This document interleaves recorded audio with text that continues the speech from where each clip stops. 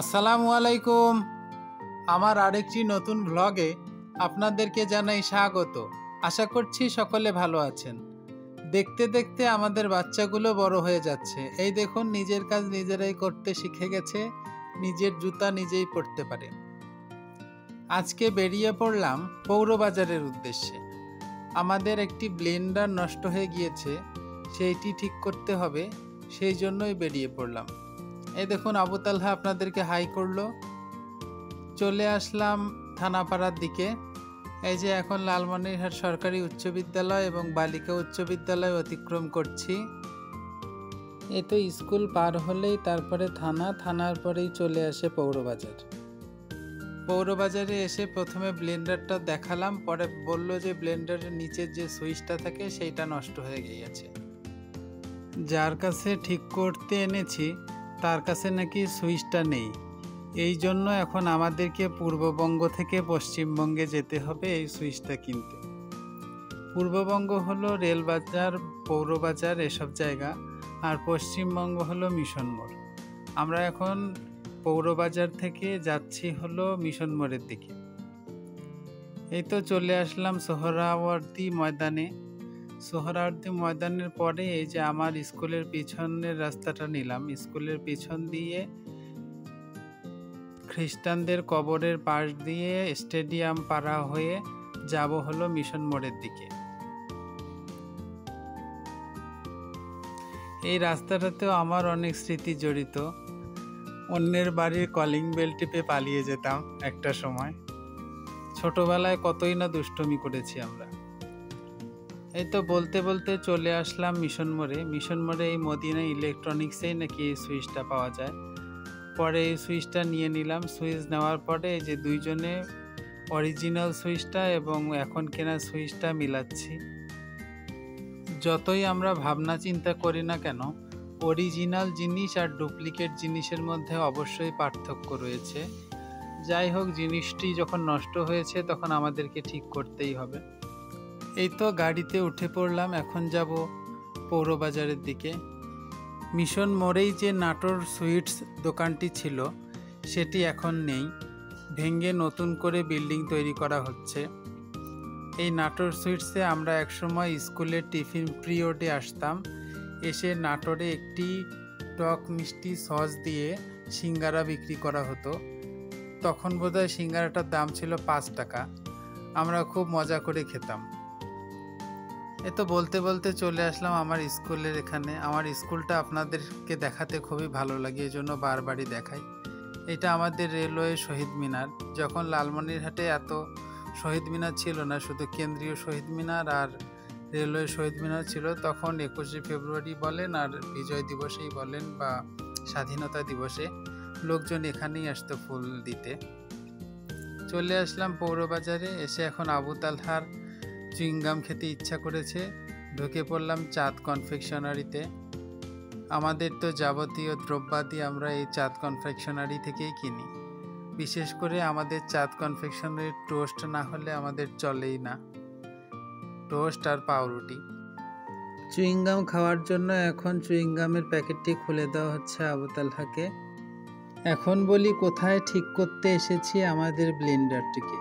চাঁদ কনফেকশনারির পাশে যে চিস্তিয়া পাড়ার গলিটা গেছে, গলির পাশেই যে সাধনা ঔষধালয়ের দোকানটি রয়েছে, সেই দোকানেরই এক কোনায় আমাদের এই চাচা বসেন।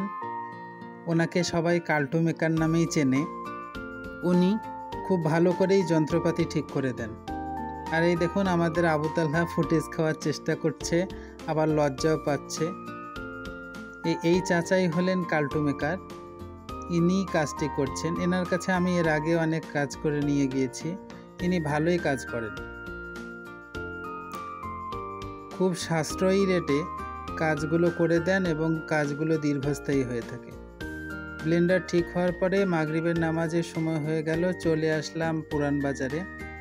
এইটা হলো আমাদের সেই বিখ্যাত পুরান বাজার। এখানে একই উঠানে মসজিদ এবং মন্দির রয়েছে। এই যে এটি হলো পুরান বাজার জামে মসজিদ এবং ঠিক পাশেই এটি হলো পুরান বাজার কালী মন্দির। শত শত বছর ধরেই আমরা একই আঙ্গিনায় পূজা এবং সালাত আদায় করছি। আমাদের লালমনিরহাট অসাম্প্রদায়িক, চিরকাল অসাম্প্রদায়িকই থাক। তারপরে চলে আসলাম আমার বন্ধু স্বাদের দোকানে। এখানে বসে কিছুক্ষণ আড্ডা দিচ্ছি। আড্ডা দিতে দিতে এই যে বুড়িমারি এক্সপ্রেস ঢুকে গিয়েছে। এখন বুড়িমারি এক্সপ্রেসটিকে ওয়াশপিটে নিয়ে যাওয়া হবে, এই জন্যই বিডিআর গেটে এসেছে। আর বিডিআর গেটে ট্রেন ঢুকলেই তো জ্যামের সৃষ্টি হয়ে যায়। বিডিআর গেট থেকে আমি এখন হেঁটেই রওনা দিলাম নর্থ বেঙ্গলের দিকে। নর্থ বেঙ্গলে আমার বড় খালাতো বোনের বাসা, সেখানেই যাব আমি। আমার বড় খালাতো বোন অনেক দিন ধরে আমাকে ডাকছে। আমি হলাম আমার নানার বংশের সবচেয়ে ছোট নাতি, আর সে হলো আমার নানার বংশের সবচেয়ে বড় নাতনি। আপা মূলত প্রতি বছরই আমাকে শীতের পিঠা খাওয়ান, তাই প্রতি বছরের ন্যায়ও এবারও শীতের পিঠা খাওয়ানোর জন্যই অনেক দিন থেকে ডাকাডাকি করছে। যাওয়া হয় না। আজকে সুযোগ হয়ে গেল, তাই যাচ্ছি। আমার এই বোনটি কিন্তু আমার আম্মুর প্রায় সমবয়সী, দুইজনে বান্ধবীর মতোই। এই যে চলে আসলাম নর্থ বেঙ্গলে। এখানে এসে দেখি একটি মসজিদকে বউ সাজিয়ে রাখা হয়েছে। কি জন্য হয়েছে পরে বলছি। এই যে ঢুকে পড়লাম আমাদের আপার বাসায়। ঢুকেই দেখি দুলাভাই একটি পাটকাঠি নিয়ে কি যেন মাপামাপি করছে। সেখানে একটু ইয়ার্কি ফাজলামো করলাম আর কি। এই দুলাভাইও কিন্তু আমার আব্বুর সমবয়সী। তারপরে আপা নাস্তা খেতে দিল। এখানে নাস্তা খাচ্ছি আর গল্প করছি। গল্প করতে করতে কিছুক্ষণের মধ্যেই চা বানিয়ে নিয়ে আসলো। এই যে মজা করে চাটা খাচ্ছি। অনেক সুন্দর চা বানান আপা। যদিও তারা দুইজনই ডায়াবেটিসের রোগী, তারপরে আমাদের জন্য চিনি দিয়ে চা বানিয়েছে। তারপরে আসছি এখন এই মসজিদটির দিকে। এটি হলো আপাদের পাড়ার মসজিদ। এই মসজিদটি রমজান উপলক্ষে উদ্বোধন করা হবে, এবং একটা জিনিস খুবই ভালো লাগলো, এই মসজিদটিতে লালমনিরহাট শহরে মডেল মসজিদ ব্যতীত এই একটি মসজিদেই প্রথম মহিলাদের জন্য সালাতের ব্যবস্থা করা হয়েছে। ইনশাল্লাহ এই বছর পয়লা রমজান থেকে এই মসজিদে মহিলারা তারাবির সালাত আদায় করছেন, আলহামদুলিল্লাহ। এই তো এটি পরের দিনের ভিডিও। কাঙ্ক্ষিত সেই পিঠা, যার জন্যই এসেছিলাম। আমার জন্য কষ্ট করে এই বয়সে আপা পিঠা বানিয়েছেন। পিঠা খেতে খুবই মজা হয়েছে, খুবই মজা হয় বরাবরের নেই। আর আমি পিঠা খেতে ভালোবাসি জন্য আপা পিঠাও আমার জন্য বানান। ভাই বোনের এই ভালোবাসা চিরকাল অটুট থাক, এই দোয়াই চাইছি আপনাদের কাছে। অনেক কথা হলো, এখন তাহলে পিঠাটা মজা করে খেয়ে নিই। আজ তাহলে আসি, আবার দেখা হবে অন্য কোনো ভিডিওতে। ততক্ষণ সকলে সুস্থ থাকবেন, সচেতন থাকবেন।